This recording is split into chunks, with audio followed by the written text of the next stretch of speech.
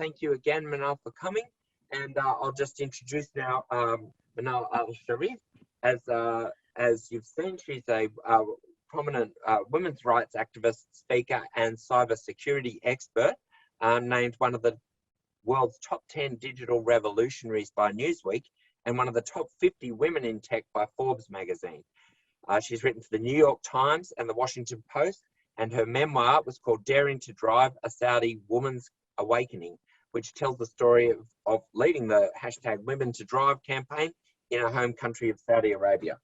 Manal is the creator of the Tech for Evil project, which we were just talking about a second ago, and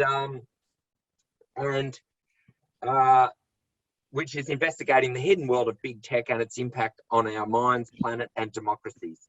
Manal has also recently, interestingly, enrolled in a Masters of Journalism degree, and so we're going to talk about that and much more, and she will be happy to take your questions, but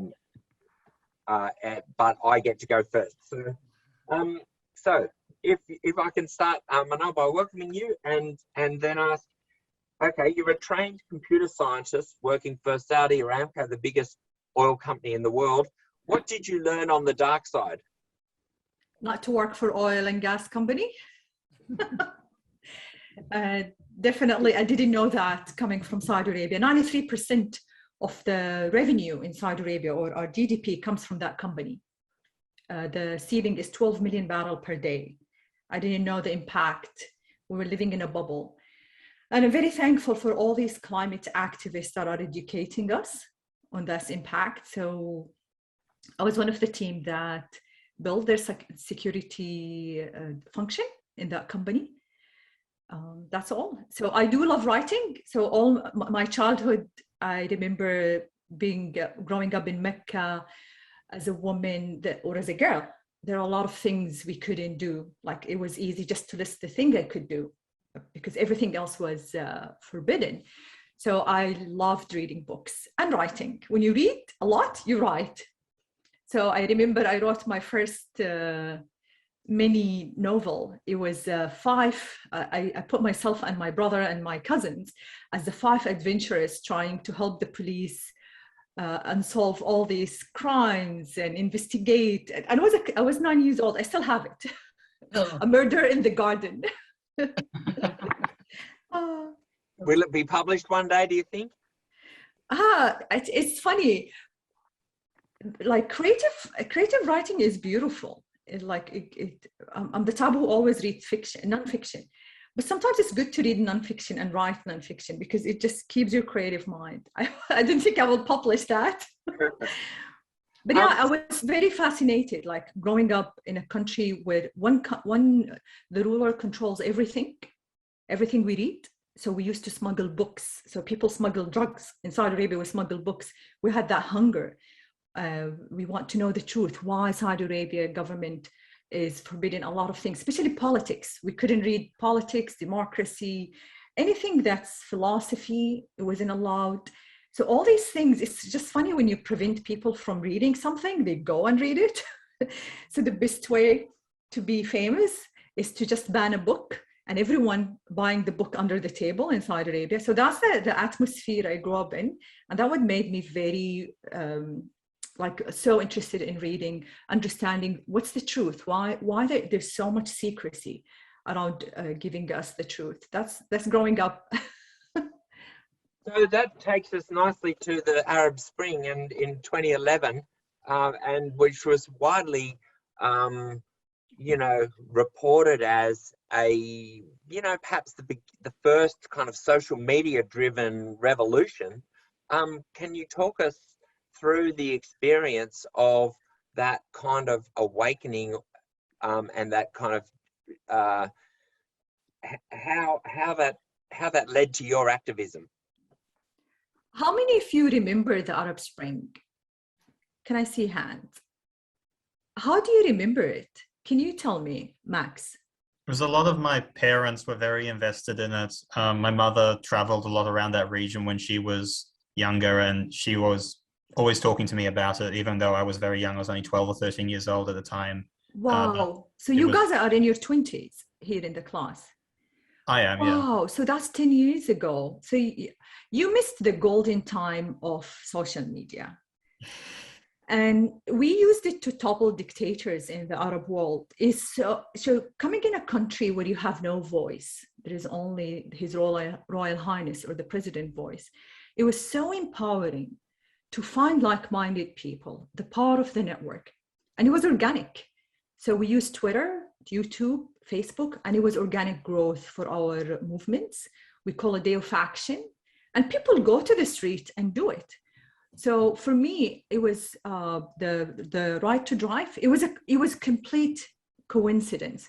I'd say I'm a computer scientist by education, cybersecurity expert by profession, but I'm an activist by accident. Like I never thought I'll be an activist until I saw the power of social media.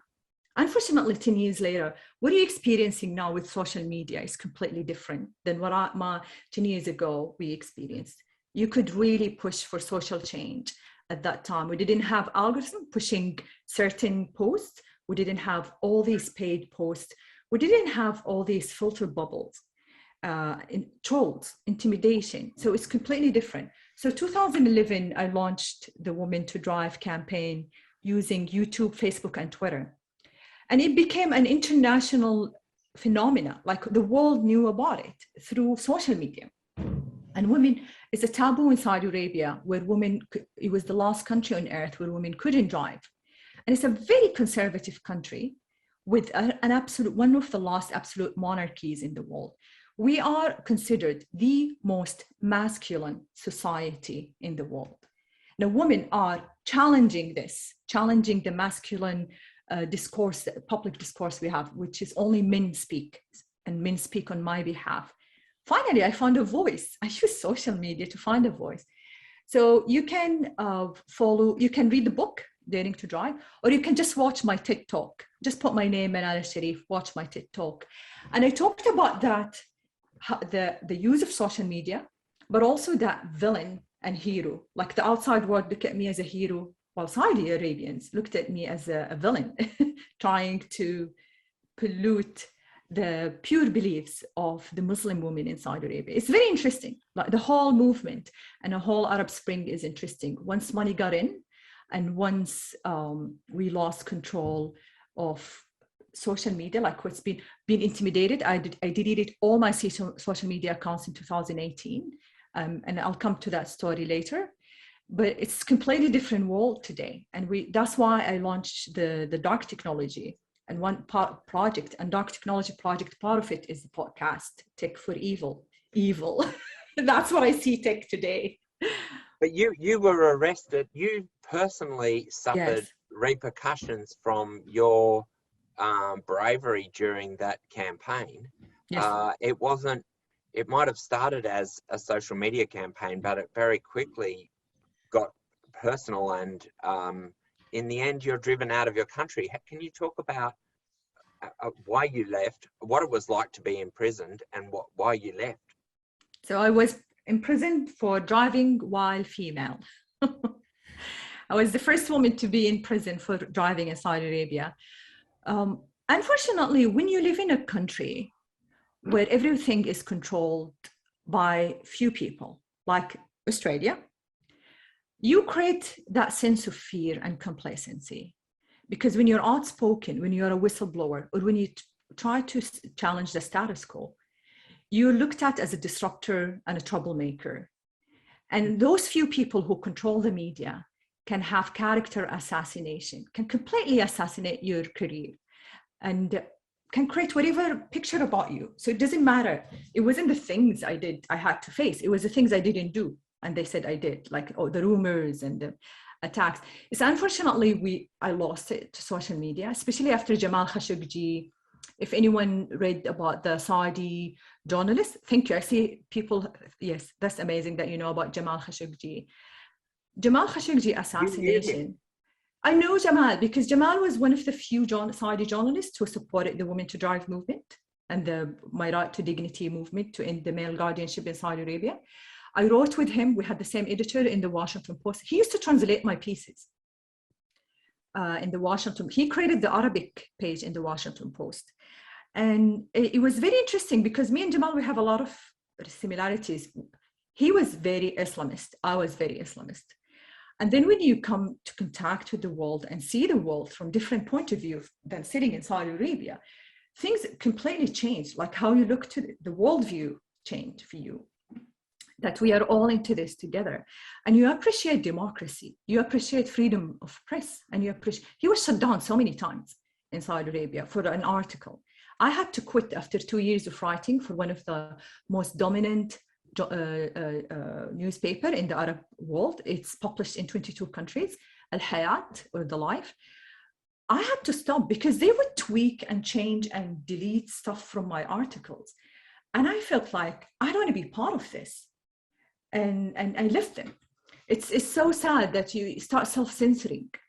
And 2018 was the last time I was in Saudi, when I saw the Crown Prince jailing all my friends. All of them were sent to prison. The whole group, the whole movement, every single woman who participating in the Women to Drive movement was sent to jail. So I knew I was the only one because I was living abroad.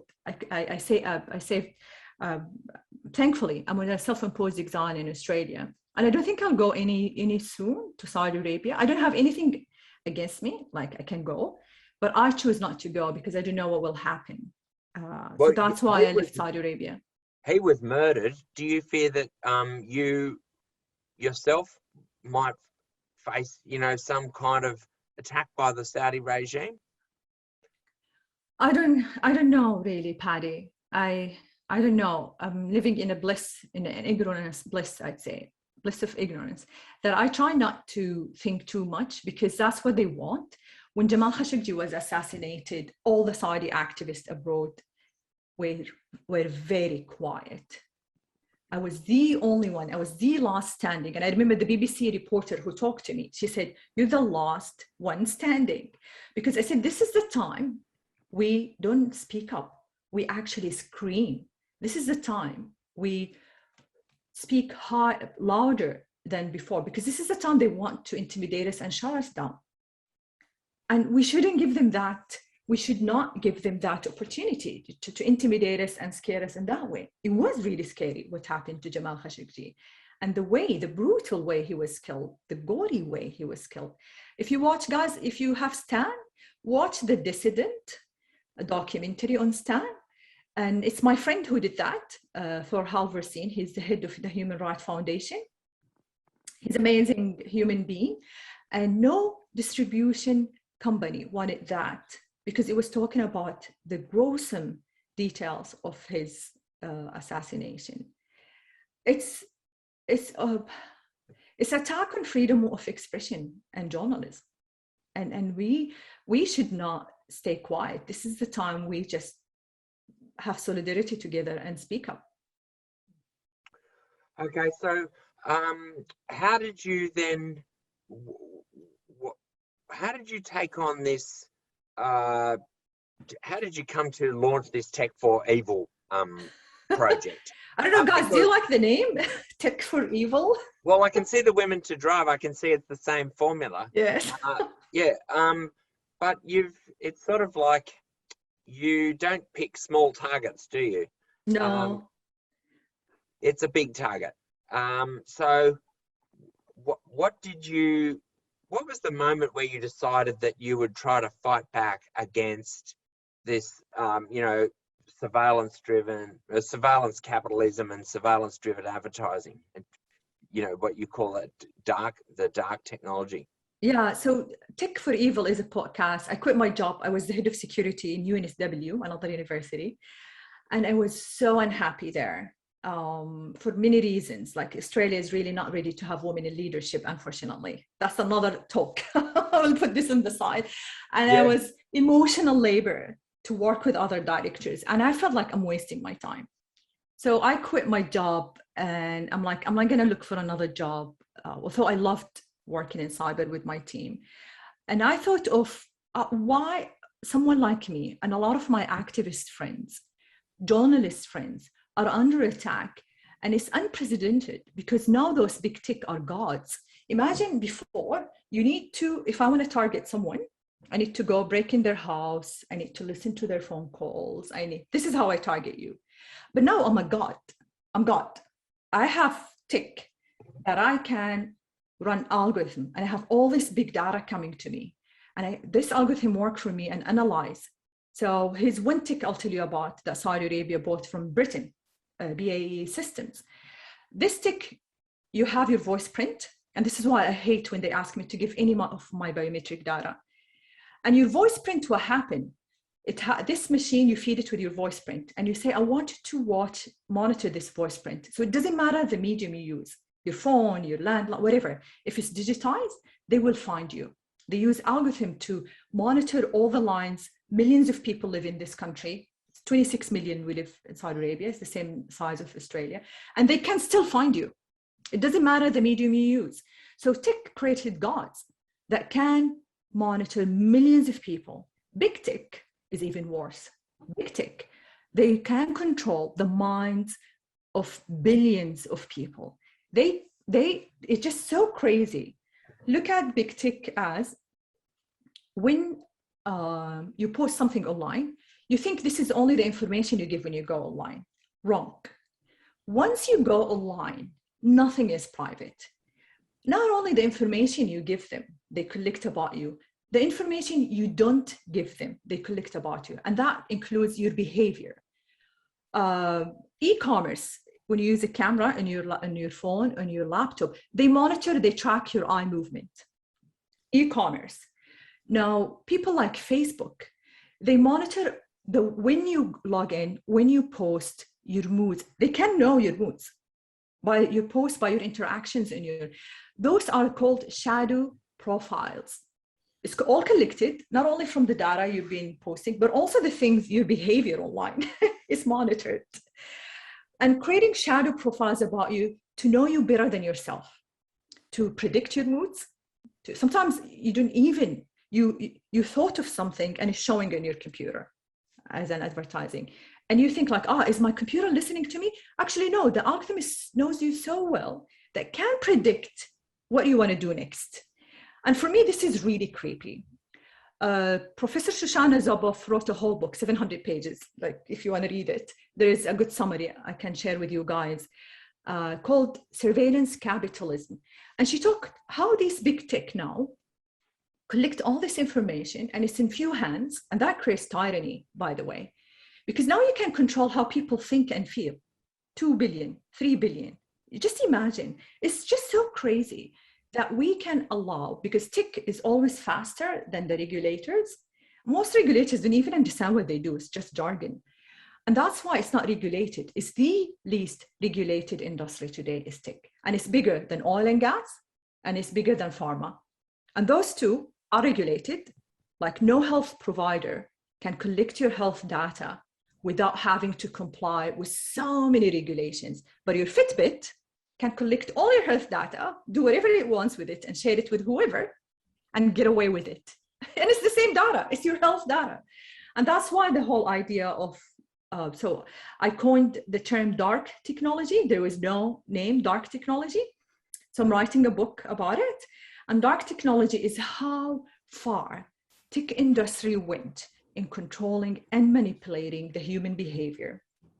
There is a good course Stanford used to give called Persuasive Technology. And all these people who create social media went to this course. Tristan Harris is one of them. You can listen to his TED Talk. He was one of the first whistleblowers from Silicon Valley. That scares me because now they are more powerful than my government. Now they are more powerful than any dictator you think of. And they're not even in control, as you were saying, and I think we mentioned just before the class started, I think in your podcast, you quote Tristan Harris saying, frankly, they're not even in control of what they've created.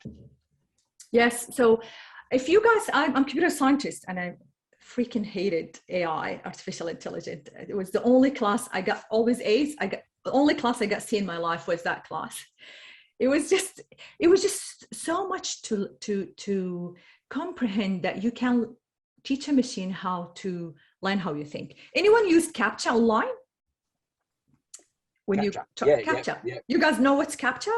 Yeah. When they ask you like, find the trucks and find or prove you're not a robot. You know it, Nathan? Well, good. Yeah. Guys, you've been training Google self-driving cars for the last 10 years for free. This free Right. labor. So it's amazing that AI, what it needs, you create an algorithm and then you need people to train that algorithm. And once you start training the algorithm, the AI has a mind of its own now. So it adjusts, it tries to create, and it grows so complicated that the creator of that machine doesn't understand it anymore. It has a mind of its own. And that will happen with the black box algorithm we have today. And the most dangerous black box algorithm that we are training today are the ones trained by white middle-aged men. And Silicon Valley, the majority of Silicon Valley are white middle-aged men between 25, actually 25 is not middle-aged, to 35. They say young white men. So these algorithms are biased algorithms. They only think based on the data given to them by white privileged men. Now, look at all the biases now is being targeting vulnerable groups, non-native speakers, people of color, immigrants. And it's just now, where are the ethics? Where do we stop now? When you're training your algorithm, and I get in Australia, if you get rejected for a job or insurance or a loan, they don't tell you. It's a basic human right, the right to know why I was rejected. Most of these companies use these algorithms to decide if you are trustworthy of a loan or not. And that's when you're just like, what is the line now? Where do we put the line? So that's why the Dark Tech project is, as a cybersecurity expert, I'm always busy protecting people's data and educating people how to protect their data from hackers. But while I'm busy here, there's a whole industry here doing worse than what hacker does with our data. Hackers are after your money, while this tech are after your mind, are after your time, are after your what you believe in, who you vote for. And that's, for me, is way more scary than hackers. And that's why I shifted. And I'm like, actually, I need to pay attention to those real hackers of the mind, the big tech. And that's why the dark tech came to existing. And why, can I ask, why are you, so if I can ask a last question before I throw over to the class, why are you studying journalism? Credentials. So as you mentioned, I write, I read, I published a book. I write for Michael West Media now. I'm prolific, as my friends say. I write about a lot of things, but I don't have the credentials. And I think it's important for me to have the credentials of journalism, because I have deep respect to professional journalism, and I can't just put myself in the same box if I don't have the credentials. It's just a challenge that I'm taking. So I'm guys studying next year. I was accepted in master degree, Master of Media Practice in Sydney Uni, and Paddy was giving me a hard time. Why not UTS?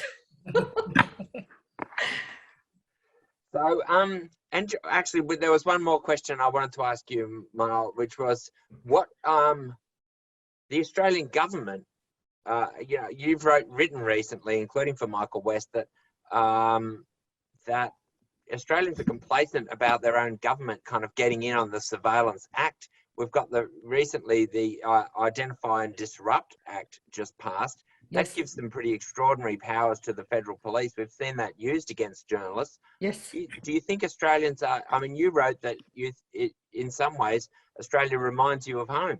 Yes, yes. It's so funny. When you have few people controlling the media, this is Saudi Arabia, few people controlling the media and control the masses. When you have a country that's driven by surveillance, because after September 11, they passed over 92 laws, anti-terrorism laws. And that's what happened in Saudi Arabia.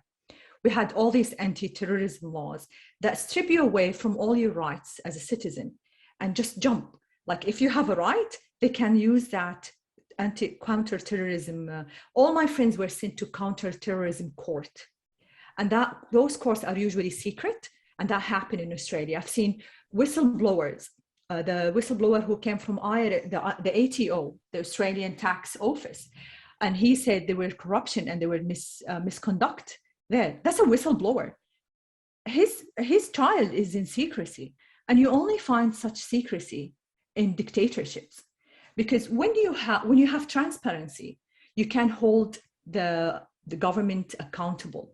They can't just get away with abuse of their power. The power is unchecked power when it's done in secrecy. And that reminds me so much of home. And Australians are very complacent. Like it's really like they don't speak up when the act, guys, look at the act, the new act called Identify and Disrupt Act. Not a single media in Australia talked about it. It was rushed in 24 hours. It went and amended 10 acts. One of them is the human rights and the other one is your privacy rights. So if there is an act that amending what defines human rights and what defines privacy rights, there's big question marks here. And no one talked about it. No journalist. I had an interview with ABC. I gave them a hard time. I said, you ABC, you have a responsibility of educating the citizens. And you did not talk about the Identify and Disrupt Act. Identify and Disrupt Act is an act that allows the AFP, the Australian Federal Police, and the intelligence agencies in Australia to not only access your account, delete, alter your account. So imagine, just like, this is crazy for me. Like even Saudi Arabia, they didn't have access to my account. When I was put in jail, I just asked my friends to deactivate my accounts. They didn't have access to it. They didn't get my password. They didn't delete my accounts.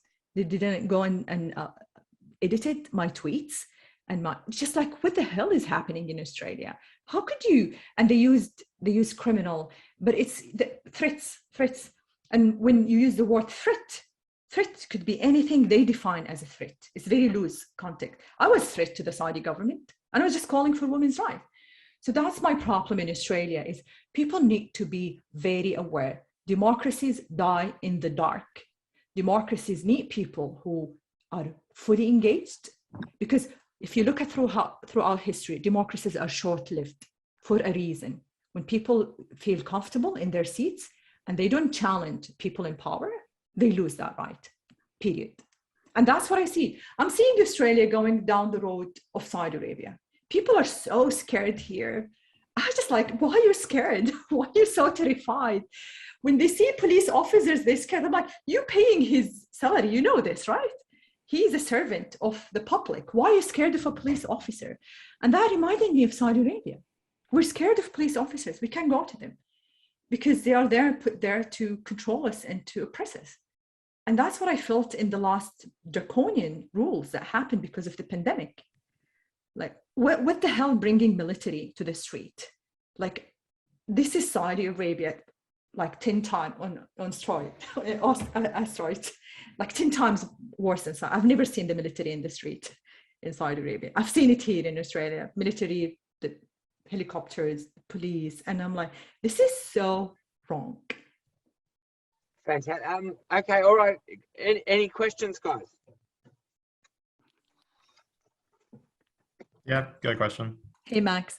I suppose I'm interested because as you've spoken through both cases, that technology obviously has this massive capacity for good, especially as you said in the Arab Spring, spreading, information and activism, but also has trended in the last 10 years towards more of a threatening aspect towards those movements. Mm-hmm. Do you have any faith that technology, new innovations, other people in this space can develop platforms that can take it back to that way it was 10 years ago? Or have we gone past that, and is there no chance for that to happen? Will it always be eaten up and consolidated back into, Facebook buying whatever comes next, or, Apple buying whatever comes next, or Google buying whatever comes next? Is there any chance that something new could come that could bring us back to that place 10 years ago? Max, thank you. Beautiful question. Beautiful. Two things. I believe in you, the new generation.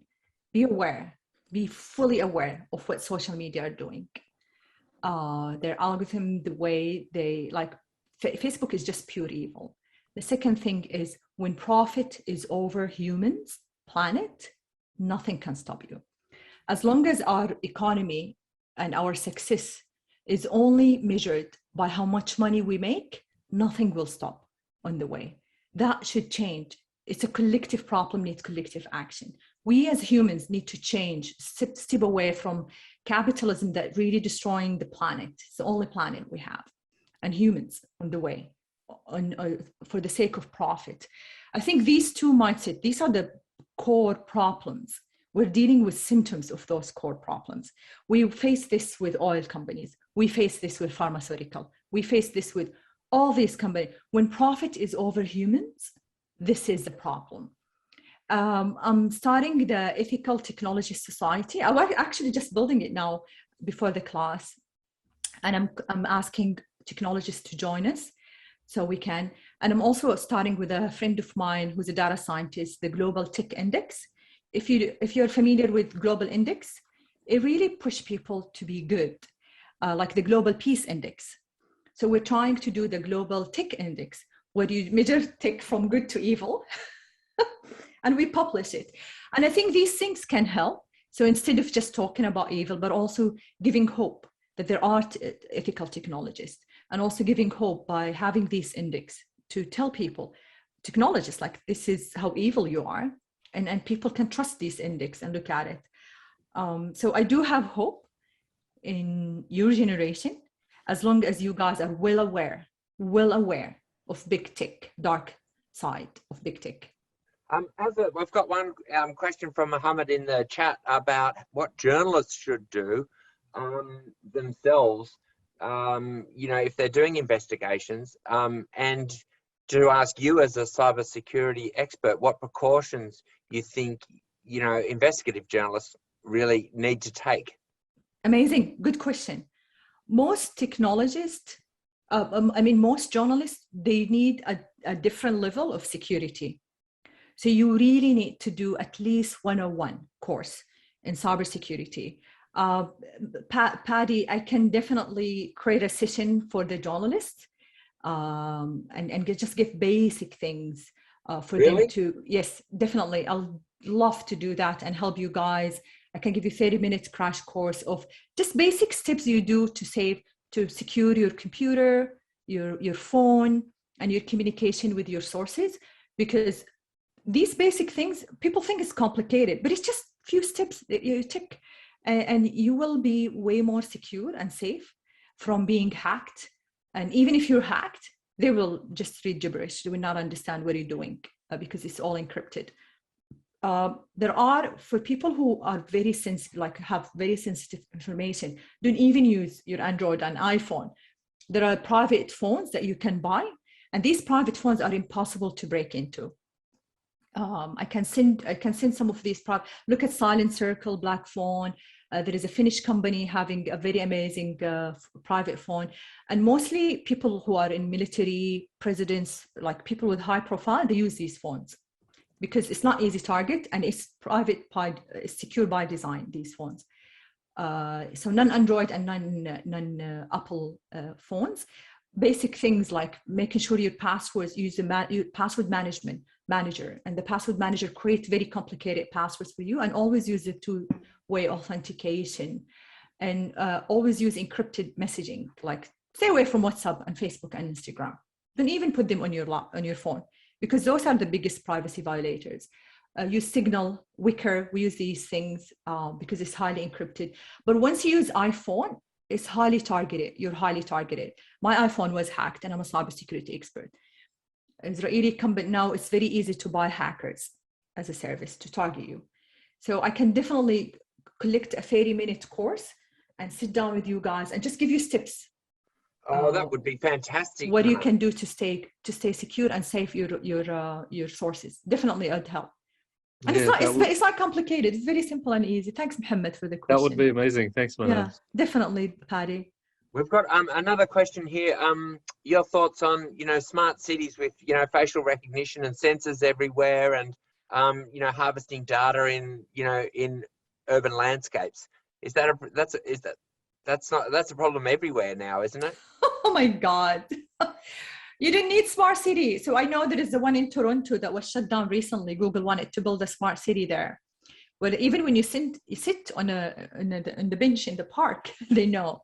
And I'm like, this is crazy. We don't need them. So today, your smartphone, this piece is the biggest violator of your privacy. Today, your employer can monitor you through your laptop. they have all these productivity, they call it, tools, where they can take random screenshots. They turn on your mic and camera randomly while you're in your house to monitor if you're working or you're not. For me, tech, when it's used this way, is so powerful and so intimidating and so scary. For me, that people need to take the control back, need to understand when their privacy is violated and say, no, thank you, I don't want this. Alexa, every time I buy something, Alexa is just like, hey, we're going to send you Alexa for free. Alexa is just listening to you. So just when people just say no to this, like, by the way, I'm wearing I replaced my Apple Watch with Casio, $20 watch, because she's not monitoring me. My watch is not monitoring everything I do. So it is your choice to say no, to step away from Facebook, to say no when your facial recognition, they want to take print. But unfortunately, unless there are very clear regulations about what those governments and tech collecting about us, it will be a personal effort and personal labor. And unfortunately, when you are less tech savvy, like old people or kids, those are the people who fall worse victim for surveillance techs. Smart cities for me is good if it's making my life and put the human at the center. But it's bad if it's just monitoring me to monetize my activities. Can I ask, I'll just jump in. Manal, you have a few projects that I think you mentioned you could use some student help. If any of the students do want to get volunteer or get involved, can you please talk about a couple of those projects? Because they sounded like terrific investigative projects to me. Hey guys, who want to work with me? Oh, okay, a few hands up. Nathan and Max and Elise, definitely. I'll send my email and contact me. There are a few projects I'm busy with, but I'm on my own. Like I just come up with an idea and I start doing it on my own. It would be amazing to have people, and you will have good mentorship, and you will have good ideas that you can put in your CV when you graduate. So I have some investigative pieces that I'm working on in tech, dark tech. And if you're interested, I can help you secure yourself, and I can help you work on these pieces, and you have the full credit. So let me know if you're interested. That would be amazing. Do you want me to tell them what the projects are? Yeah. Well, the two that are at the top of my mind sounded fascinating. Yeah, the project. Oh, thank you. Right. So one project, oh my God, it's just so funny. Did you hear about Cambridge Analytica? Everyone knows it. Fantastic. It went bankrupt. All the people who created it joined another company that's supported by the Emiratis, UAE, and it's called Auspex. And I got a tip that Auspex were helping the National Liberal Party in Australia. And they are now fiddling with the Middle East political system. I mean, political systems in the Middle East, this Auspex. And they use something called behavioral communication. And it freaks me out that we still have Cambridge Analytica and others, of course. So it's more of like, I want to do investigative piece on how far they went here in Australia in influencing the elections, companies like Auspex. The other piece I'm working on is, so I have maybe 16 pieces, but the top three I mentioned to you yesterday, Auspex. The fossil fuels on social media. Oh, yes.